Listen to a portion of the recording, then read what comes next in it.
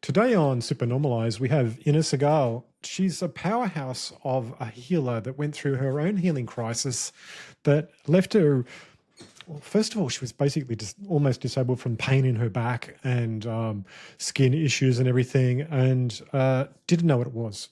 She had no idea what it was, and her intuition opened up after some greater understanding given to her by her chiropractor, and she discovered her way into intuitive healing, being able to visualize what was happening, work with it, and then change it completely. It echoes the story of, I think, of the work of Dispenza, Joe Dispenza in his work as well, with a greater understanding and opening up to allowing the spirit to come in and heal the body in different ways. She's gone and written many books and also healing decks that actually help you to diagnose and figure out ways through your process to find your way.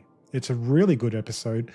Listen all the way to the end. There's a lot of really good points in here about understanding of the body, how it works, how some things aren't actually physical but are emotional, but storing in the body as pain and symptoms, and then how they can be moved on. So if you'd enjoy something like that, this one's really good.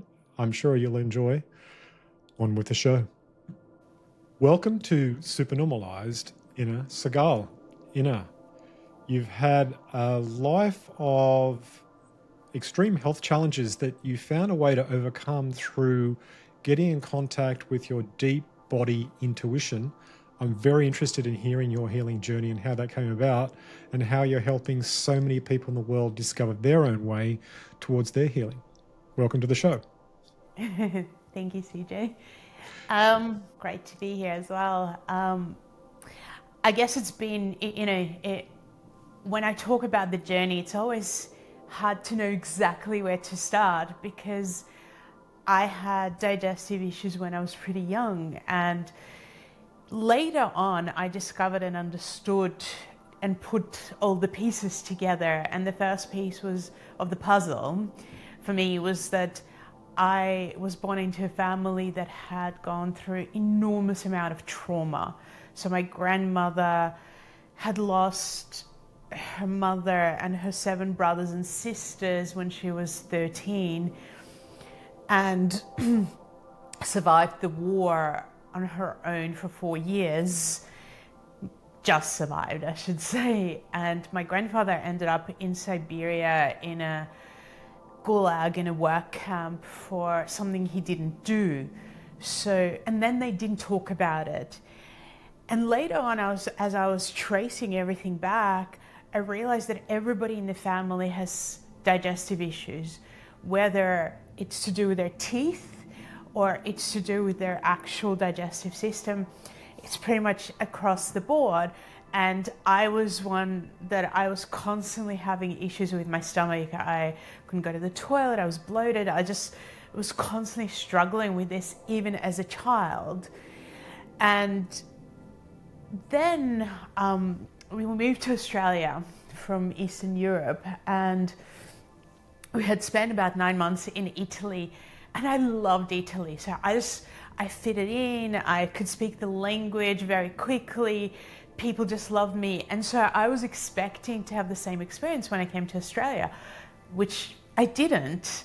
And so when I came to Australia, it was quite the opposite because I didn't know one word of English. I was bullied at school, and I found it really hard to be connected to my own self. And immediately, well, I should say within months of this, I started having psoriasis appear all over my elbows and knees, which was also a condition that lots of people in the family had. But I was really struggling because I felt like I was very young to be, dealing with something like that.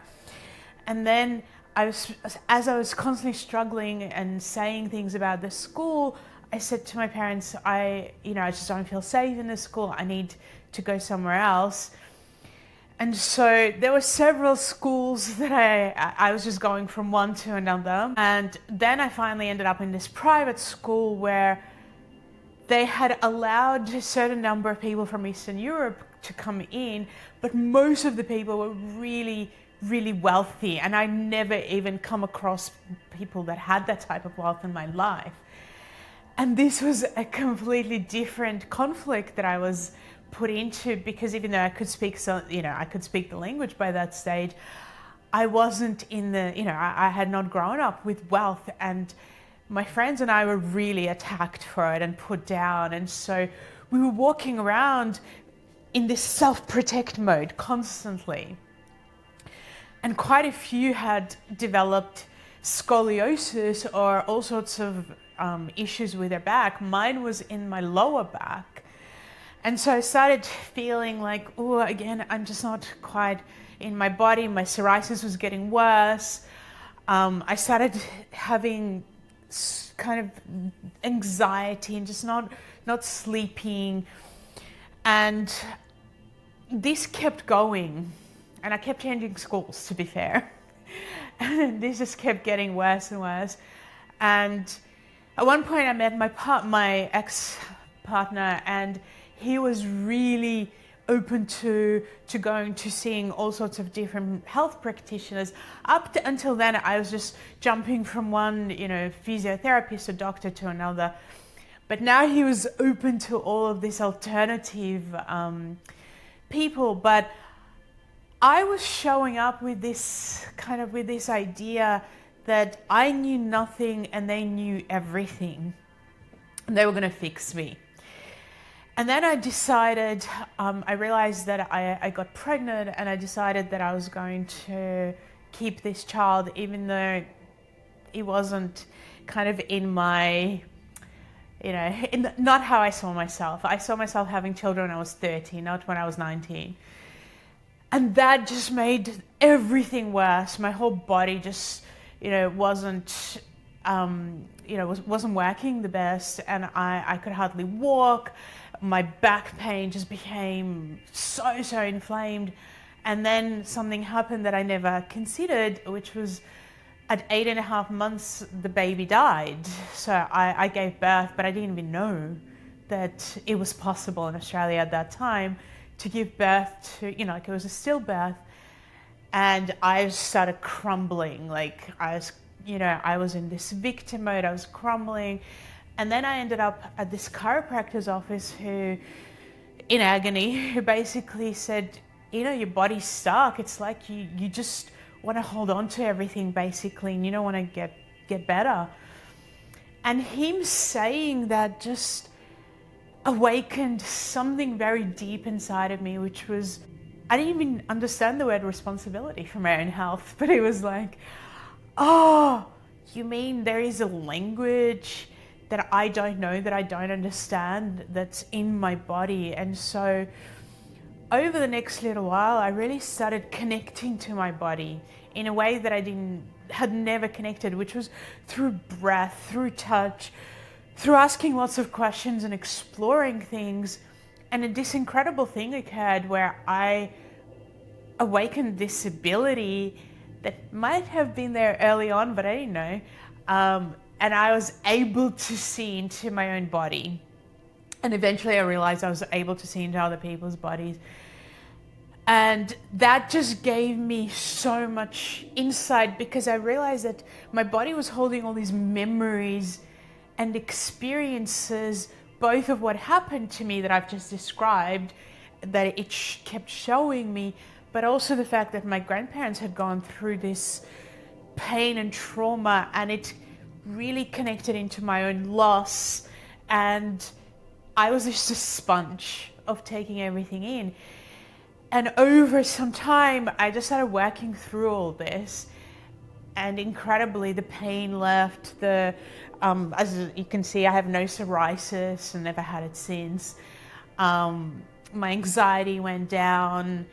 It took quite a while to work on my digestive system, I have to be honest, because that was so intertwined with my grandparents and their trauma, I feel. And then I realized that I could help other people. That's wild. So the generational trauma from what your grandparents had experienced had embedded itself in the family. And you, as a focus point of that, growing up, got to experience all of the negative sides of, say, the environment that you were in by being in schools with people probably being racist to you, and then also being, what would you call it, wealthist? These odd things all just pressuring you to see yourself in a different way, and being pushed to heal. That's really heavy. Now, you said that you learnt to see this inside yourself from your experience with the chiropractor. What do you mean by see? It was just this moment where, out of nowhere, just as I was connecting, and I was literally really working with breath and touch. And this thought came into my head, and it was like, I wonder if I could see my back. I wonder what it would look like. And in that moment, it just felt like this light switch went on, and I literally could see it. I have to say, I was shocked and confused at the beginning, because I was like, oh, I didn't expect it. I was very, very skeptical, because I just felt like nothing had worked for me at that point. And so when I saw it, I kind of went, oh, okay. And then weeks later, my mum was one of these people who was super, super supportive. And I can't actually remember exactly which came first. So my mum asked me something, and also my ex-partner's friend came over. So it happened, I think, in the same week, so I don't remember which came first. But I was with my mum. She called me and she said, oh, your dad's been at work and he hurt his leg and he's having issues working. Can you do something? And I went, do what? Like, I don't know what you're on about. And she said, well, you've had this amazing experience of healing yourself. Why can't you do the same for your dad? And I was like, I'm not even in the same room. Like, he's at home or wherever he is. I don't know what she was talking about. She just said, just concentrate, just focus like you did on yourself and try it. And I thought to myself, oh my God, she's gone mad. So I'm focusing on my dad's knee, and I keep seeing these images of boats over and over and over again. And I'm thinking, did he hurt his leg at work? Like she's saying, I think it was on a boat. So I called her back and I said, was he at work or on a boat? Because I really didn't know this. And she said, oh no, definitely at work, because she didn't know this. And then a few minutes later, I get a phone call from my dad, and he's like, what are you doing? And I said, oh, I've had this healing in myself, and mum's asking me to do it for you. And I just need to know for my own sanity, were you at work or are you on a boat? And he's like, well, I was on a boat, but I didn't need you telling your mum these types of things. Was he secretly out fishing?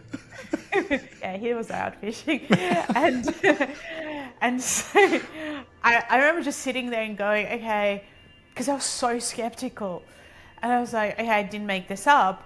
And then around, like I said, similar time, I was actually studying to do writing. So I had an assignment to give to my teacher, and we had this guest over, and she was a great writer. So she was a friend of my ex-husband. And I said to her, could you just look at my writing? Could you have a look? And she was sitting right next to me, next to the computer, and I'm typing. And then I looked over her, and all of a sudden, I'd never had this experience before, there was this cartoon-looking liver above her head, and I was thinking to myself, oh my God, I've gone crazy again. And I was opening and closing my eyes, and she said, is there something in your eye? Because you keep blinking. And I said to her, oh my God, can I ask you the strangest question? And she said, okay, sure. And I said, do you have liver problems? And I remember thinking to myself, oh my God, when I was at school, I paid zero attention to any parts of the body, because I thought, I'm going to be an actress and I'm going to write. Why would I need to know anything about the body? And I did the same with French. Oh my God. And so when I didn't even know what the liver did, I didn't know where it was in the body. So I'm saying these things and I'm thinking, this is crazy. And as I said it, she said, oh my God, I've had it my whole life. How do you know? Which I didn't know, but at that moment, this image changed, and I saw her grandfather, and her grandfather had been in a concentration camp. I knew it just from seeing the picture, so I asked her this, and she said, yes. And I said, do you get nightmares? And she said, yeah, I do. And then I said to her, and I thought to myself, oh my God, this could be so wrong. I feel like your issue is, is in your DNA. And 2 years later, she actually had all these tests done, and that's what came through. But then I told her all this stuff that was very personal. It was about her family that she didn't know, and she said, I'm gonna have to call my mom. So I was 21 at that time, she was 25. So she called her mom, and her mom went, yes, everything Inna said was true. And so we both sat there after the phone call, and she's, staring at each other, and she just said to me, I feel like I know so much more in the last half an hour about my whole family that I knew in the last 25 years. Wow. And I kind of went, what do I do with this? I don't, it's like, this is not something I had ever considered would happen in my life. So it's like, what do I do with this? It sounds like you're battling with the inner skeptic with this, because it's like you're like, what is going on? This is happening again. And it took a while for you to get an understanding of what you could do with it and what benefits it had for other people, and maybe even your path in life to help people with this understanding. Absolutely, because I in my mind, I was like, I had actually, at that point, I had written a play, and somebody took the play and made it into, had actors and directed it and so on. And so in my mind, I was totally focused and committed. I'm doing acting. I was doing a lot of acting classes. I'm going to write.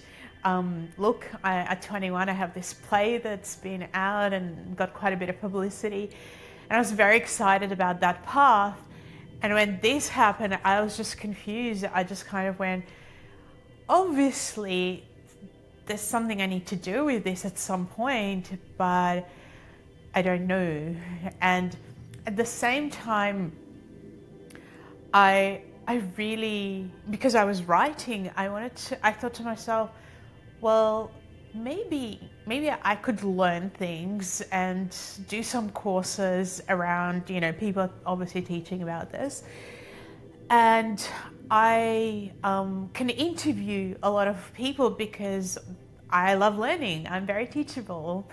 So I'm going to try and learn and go to these people's workshops and interview them and get to know them and get the interviews published. So I was like, how can I link all this? How can I actually keep doing what I want to do, which is writing at the time, but I'll also learn, and then I'm going to decide where this takes me.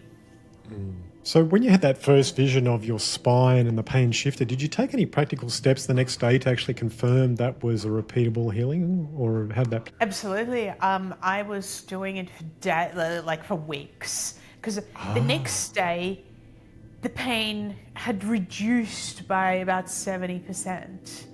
And I was like, ooh, should I just not move? Because it was the biggest relief that I'd had for such a long time. But I'd also had relief before. So, because I'd been to chiropractors, I'd been to kinesiologists and other healers. So I was like, I wonder if I should just stay in bed and not move. Or maybe I should connect and find out and ask more questions.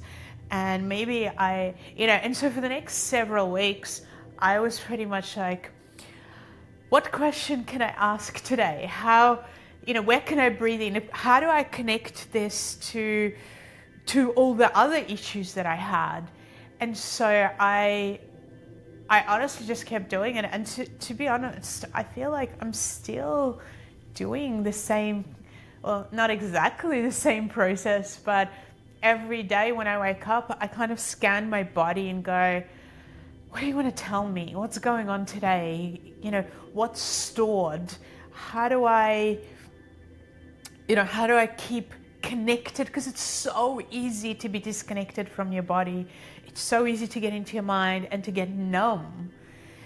And what I wanted to do, and I still, try and practice, is how do I be awakened to what's going on inside of me?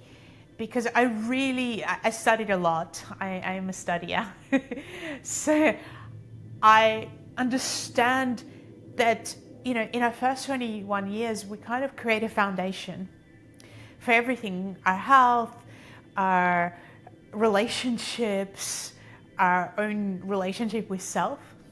And then what happens is we have these 7-year cycles, and we come back in these cycles and we rediscover what did I suppress and push away and didn't deal with, and how can I see this in a new way or a new perspective. And obviously as we get older, we double the cycles. So we might be going through, let's say you're 50, you could be going through a cycle of something that happened when you were 30 and when you were 15, or when you were 7. It just depends on what's connected and what's intertwining. And so as I started to understand that, I went, oh, I have a lot of opportunity here, both to understand myself, but to understand my family, and to transform my perspectives, transform how I'm seeing things, transform things through energetically, transform it mentally, emotionally, actually in all ways. And so I went to see this chiropractor 6 months later, after I'd really felt like it was holding, because that was my issue. It wasn't that I could never have pain-free days, but nothing held. So I'd feel better for 3 days visiting someone, and then I'd be in worse pain. And this time, after 6 months, I had no pain, to a point where I was like, oh, maybe I could wear high-heeled shoes, I wonder, because I was very girly in that sense. And I was like, I can do things that I couldn't do before. And so I went to see him for a checkup, to be, not because I had pain.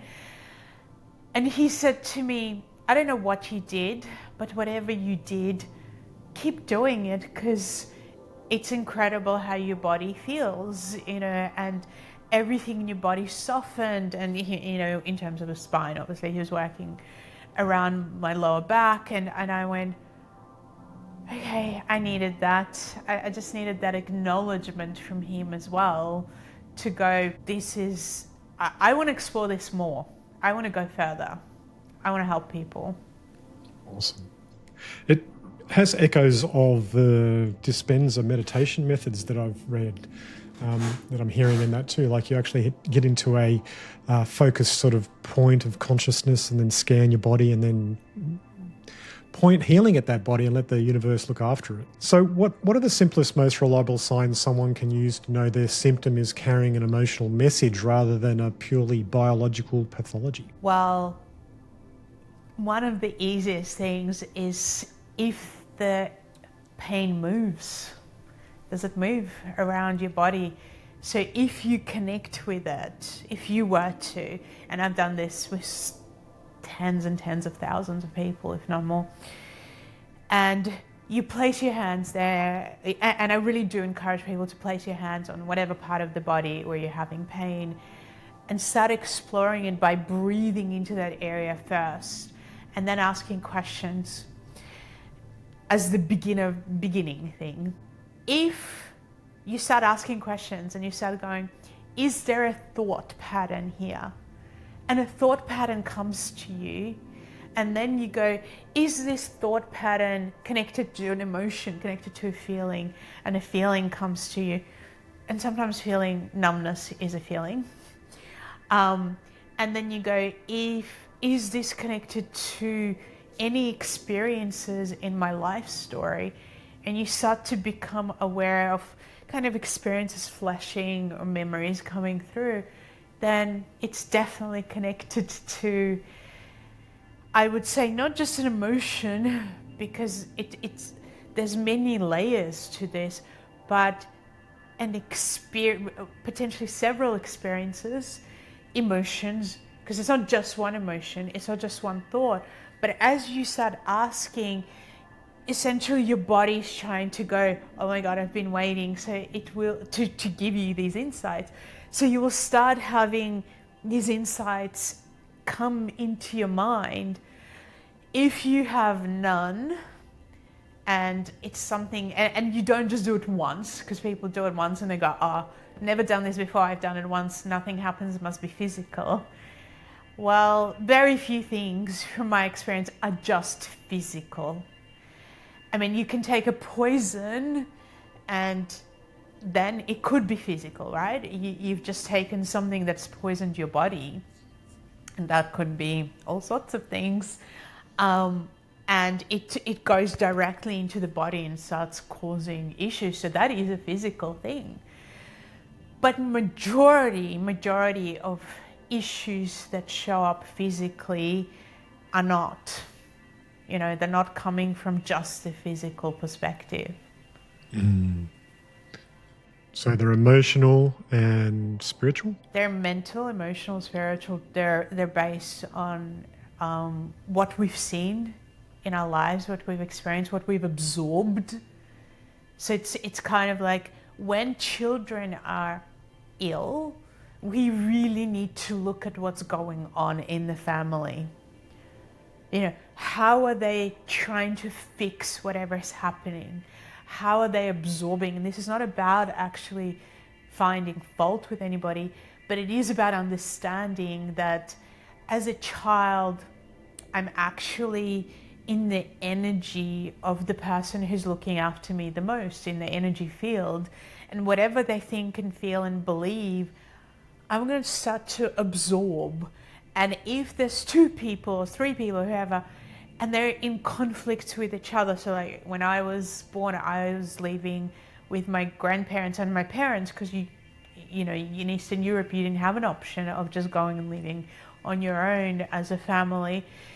And so I was absorbing what was going on with everybody. And then we had my uncle and aunt next door. And so whoever's around, we don't have that boundary that we have as we get older and go, no, I'm not, like, this is not mine. This is your belief system. We just absorb. And so as we are absorbing all this, it's affecting us, and then we build on it, because now we have developed a particular understanding of how to live our lives based on what our parents and grandparents and whoever's around us thought, and we're doing that. And so, for instance, with my family, there was always enormous stress around money and finances as I was growing up. And this was also affecting everybody's digestive system. So because the stress is often held in the solar plexus. Interestingly, when I started connecting lots of pieces together, I realized that this is the timeline where, from around 14 years old, where we're a teenager.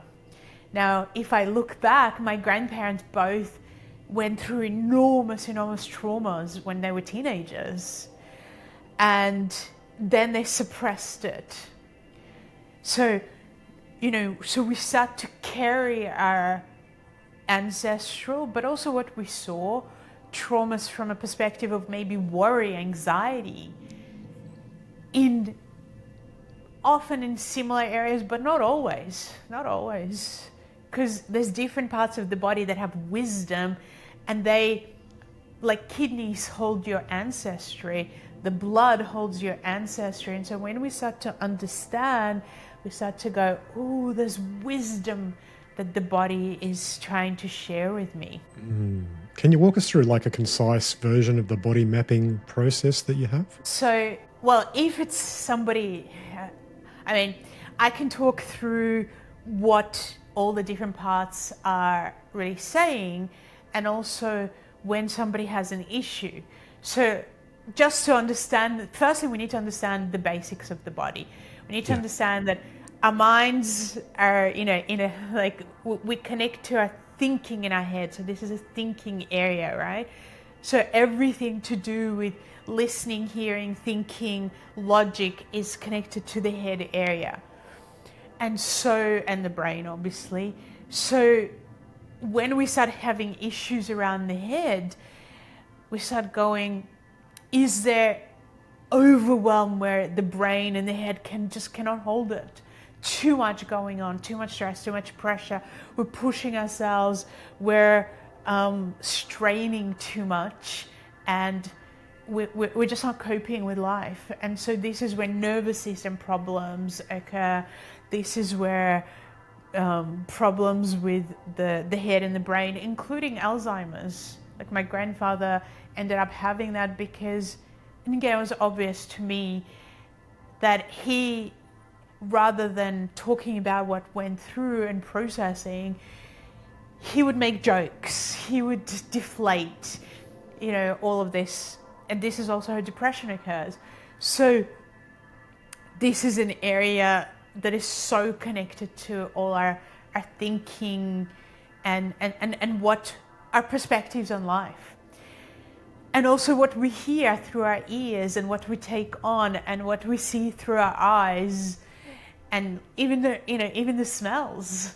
So this is kind of our, our foundation in terms of how we think about everything, whether it's logical or illogical.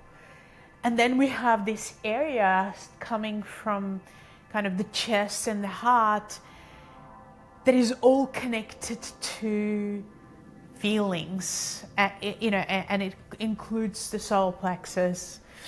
And so here we're looking at the heart and we're going, hold on, well, the heart is about intimacy.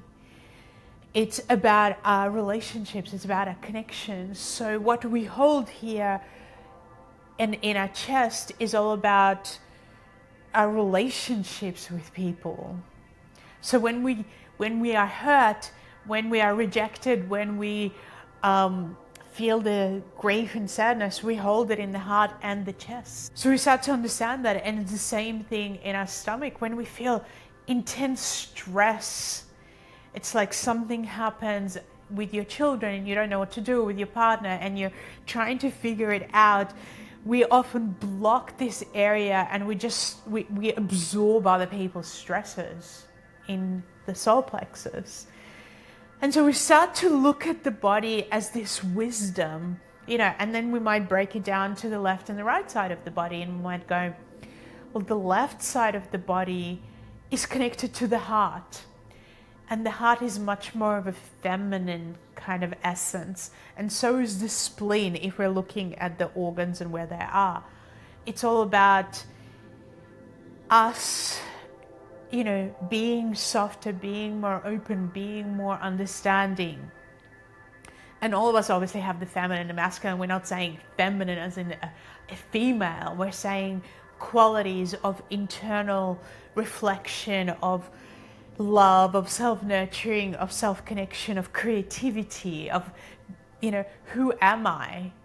And then we have the right side of the body, which is much more of analytical, masculine part, logical, let's get things done.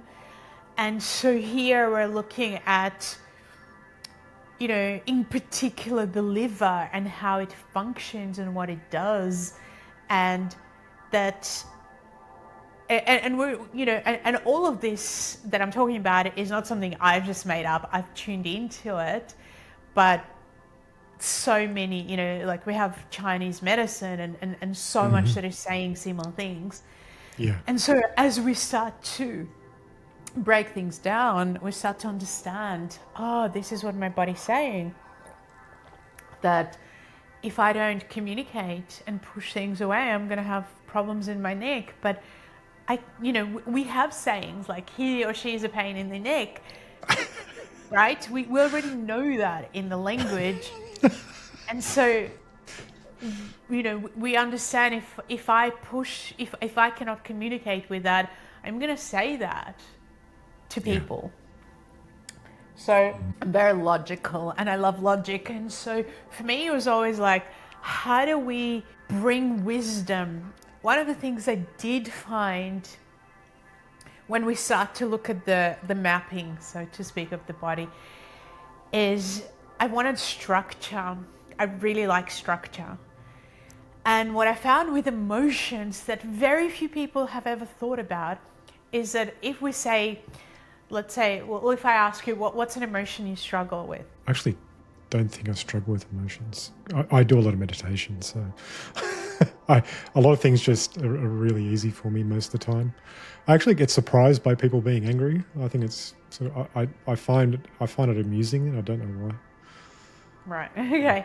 Well, if you were to experience, for instance, deep grief, would you find it hard to be super vulnerable and feel and really go through the layers of grief? Because most people do, but you may not. Yeah, CeeJay? I feel it, but I'm allowed to. I allow myself to let it flow through me quite easily, because I have a cosmology that allows me to know that this experience is very temporary.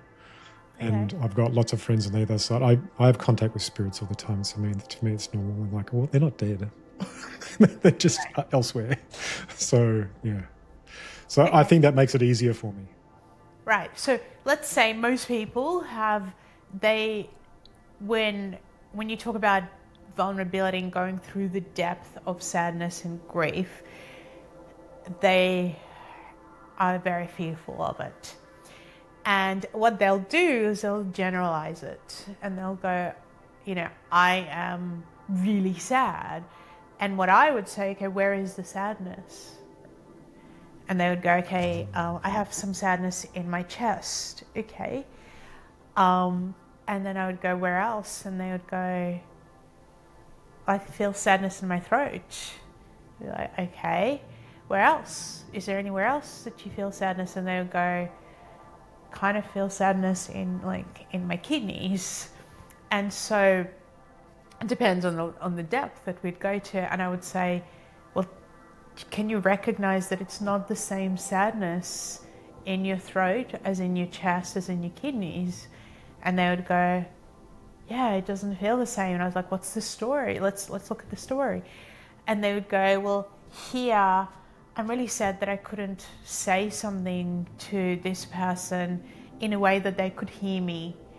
And in my chest, I feel like I did something and I'm really sad.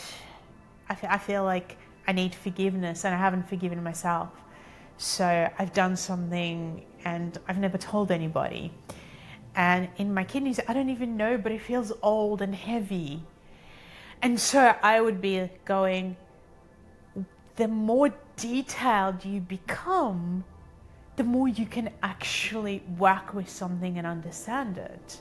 The more generalized you are, the more you're going to go round and round in circles. But as you become detailed, you understand this. And I started going, well, let me look at what has been done in psychology before. And so I really connected to Jung's work in a sense of archetypes. And I had been, exploring archetypes from when I first discovered this. But I wanted to go deeper because I always want to kind of connect things in a deeper way. And I realized that a lot of these archetypes were connected to certain timelines, but also they had this story that they held. And then they had the emotions and they had a very specific way of seeing and experiencing life. And some of them were very stunted in people where they just didn't grow because we ignored and pushed them away.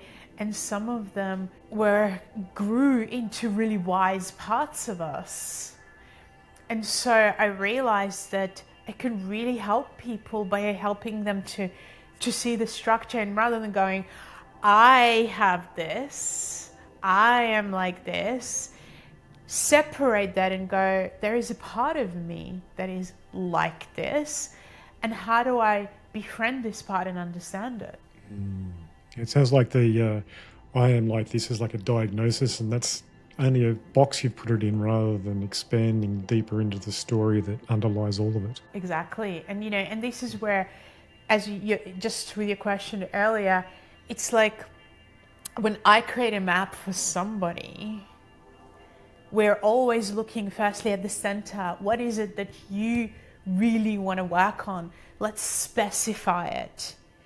And then let's start to go, which aspects and parts are connected to this story?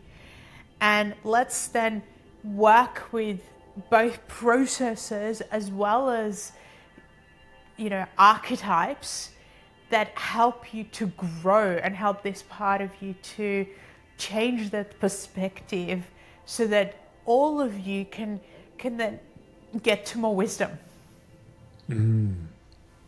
Yeah. Are you able to tell the difference between a present life imprint and an ancestral transmission that's lodged in the body? Well, very often, yes, just because I am also aware which parts of the body hold this. So if I was to explore it with somebody and they're telling me that things are, like I said, in the kidneys, immediately I'm looking at, I feel like, let's explore what happened with your ancestors. If it's, if they're having a lot of intestinal and stomach issues, I know it's a combination, and so I'd want to look at both. Obviously, you always want to look at both, but, for sure, if it's a blood issue, 100%, that I would look at both, because I just know that blood's connected to it. But, and also if they were born, so like they were, let's say they're born with eyesight issues, I'm looking at, well, who in the family has this, or they discovered it at 6, that their vision is blurry. So then I'm really interested in connecting all the pieces of the family together. So the answer is yes, I can definitely tell. Yeah, well, I'm curious then, because if you're going into present life family imprinting, that could get a bit hairy if you're trying to unwind it, and that affects the whole family. Because if you can unwind it in one person, do you ever find there's blowback in the whole family when things change? Times, but I also often find that it's so much better, because as you unwind, as one person does, there's two things that can often occur. Either people are really open to it, or they shut down and they become very threatened by it. Yeah, right. And you just have to, I guess, it's about navigating and also going. The person who wants to do that work also needs to learn how to have boundaries and what is a healthy boundary. And also, because I've had this in my own family where some people have gone, oh my God, I love this, amazing. And others have been quite attacking, and in there, there was a sense of disappointment and kind of like, oh my God, I really thought that I was helping this person and they've turned on me. And then realizing, hold on a sec, but they're seeing things in a completely different, opposite way to me. And the only way that I can work with this is to have a healthy boundary by actually understanding that we're so different and their journey is really, really different, and that's okay. And I think in that point you can let go of a lot of stuff, because you just go, I understand. Just because we're in the same family doesn't, I guess what it means to me, having studied it from all different perspectives, is that we have some kind of a karmic exploration here that we can do, but it doesn't mean that I have to be there for them to treat me badly, because they don't understand. Yeah. Let them understand in their own way. That's okay. Yeah, exactly. Yeah. Working it from afar. That's it. Love them from afar. So many listeners have done years of therapy without any durable change. What one thing are they most often missing that your work can address? Archetypes. I really feel like, Archetypes. yeah, they're missing because they're just talking. They're talking through therapy, and they're generalizing as opposed to really specifying and going, let's say somebody has depression, right? From all my study of depression, it usually happens either because you've had a really intense trauma and you're just like, oh my God, or it happens slowly through childhood. And what people want to do is they want to work on it directly on now, like tell me a story, and again tell me a story. And it's like, how many times can we say the story? And they're trying to use the head as opposed to realizing that even though it might affect you around this area, it actually affects the whole body. You need to find where these aspects have started. And then there's people who say, well, we just need to go to the root cause, which I can't stand as well, because I don't believe in that there's one root cause. I believe that there's seeds that create foundations of challenges that then potentially erupt into something physical or mental or emotional, because there's been so much that have been created. And unwinding this is understanding that it's not like we can go to every tiny experiences, but we might be looking with 5 or 6 very particular timelines in your life where you're holding something around a trauma or a storyline or even a physical condition. If I can give a quick example, I was working. Yeah. I rarely do one-on-one sessions now, but one of the things that I've been doing is to help people connect some of these pieces is these sessions where I can guide somebody towards what's really going on for them, where they should work. Yeah. And there was a lady who had done some work had done some workshops with me online, and she was maybe mid-70s, and she said, I have issues with my bones, but and she was talking about osteoporosis, and I'm working on my inner child, and I just, I can't seem to get any, changes, and I'm also taking, doing all this physical stuff and taking all the supplements, and things are just not moving. And I said to her, hey, so when did this start? When can we look at this? And she said, well, in around 2000, when I lost my job and I was told that I'm not going to be able to work with women, and she was a midwife and a nurse, and she said it was almost like everything kind of started to fall apart, and for whatever reason she believed it and struggled, but kind of struggled against it, but it really affected her. And to me, bones are structure, and I know that when the structure of your life is is shaken, let's say, there's often issues with bones or spine or all sorts of things that happen. And so I kind of went, oh my God, inner child is really important. She said, well, I felt like when I was younger, I was mistreated, and and my feminine was kind of suppressed. And I went, it's great.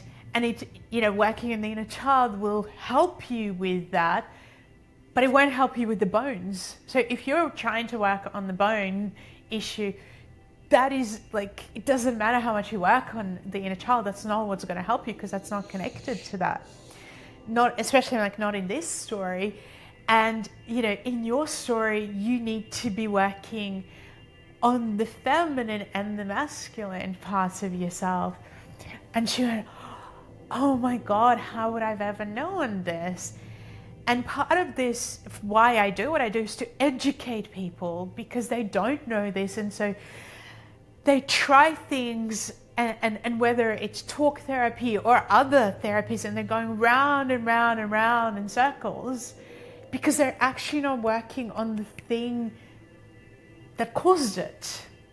You know, and we had to connect and go, but what's causing it now? Tell me about, 3 years ago. And she's like, oh, this happened with my, my son. And, now something else happened. And so as people connect things, they go, oh my God, I actually now know what to do within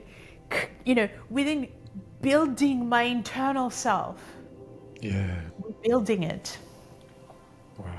So when people are working with you and they're going through this processing and they uncover all traumatic memory, for example, is there a way that you work with them so they actually can process it even if they don't feel fully safe in that moment? Well, I think the safety is so important. And so when they're working with me, and often at this point I'm doing a lot of online kind of courses. And what we do is, because I understand what you're saying in terms of safety, is I try to guide them before we ever get to the trauma release to a place of having that sense of trust with me, and that I can guide them, one, and safety in their own wisdom and knowledge. And so we'll work with things like, let's strengthen our sense of self, and let's understand what that means first before we dive into a huge trauma. And and let's create kind of little rituals where we'll create a circle, and I'll call it the circle of safety. And I'll say to people, well, before we do any trauma release, we're gonna, because I actually guide people through processes when they're standing rather than sitting or lying down. And part of this is to be in your sense of self, because as I'm talking to you and I'm sitting, I can feel my stomach is kind of, different parts of my body are not fully awakened. I'm kind of not breathing as deeply as I would if I was fully connecting to my whole body, and I'm not standing on my legs, I'm just kind of doing something. And so we also have subtle bodies that work much better when everything is aligned and we're actually standing and we're in our, let's call it, sense of self, our I amness. And so really guide people to stand in that space and develop that first. And we do all sorts of processes. I'm a big fan of Rudolf Steiner's work. And he taught something called eurythmy. And eurythmy is actually how to connect both to your body and also to the higher beings spiritually.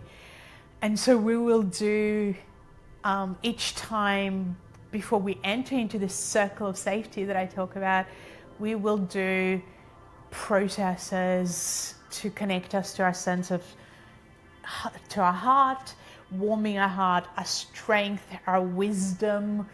And I'll say to people, in that space, anything, you can explore anything. And when you step out, you're going to step back into your wisdom. And so we'll ground, we will, do this in gestures that awaken and connect us to these beings and ourselves, to make sure that we're very safe in the experience. And I don't push and force. I'm against any pushing or forcing of any old traumas, as opposed to meeting it and discovering it in the time where your inner wisdom allows it. Yeah, I was just thinking about that from other experiences I had with working with spirits. And it's like I got to a certain point where they put it simply one day. They said, for you to really get all of this, you have to allow rather than project your understanding, because projection is assuming you know already, whereas when you allow it, we can teach you. I'm like, it's such a powerful thing, because that you've just said, because it's that teachability, it's that openness. And if we were to, and I know we're probably out of time for this, but if we were to ever explore the whole spiritual world, which I wrote a book, Understanding Modern Spirituality, on this, in there, so many people, the reason we have so much confusion, so much confusion in our kind of spiritual belief systems and understandings, is because people do exactly what you just said. They actually believe that the spiritual world is the same as the physical, and what they'll do is they might have a connection to a spiritual being, but they'll project their own understandings of something they've read, as opposed to being open and actually receiving and learning in that way, because they're scared.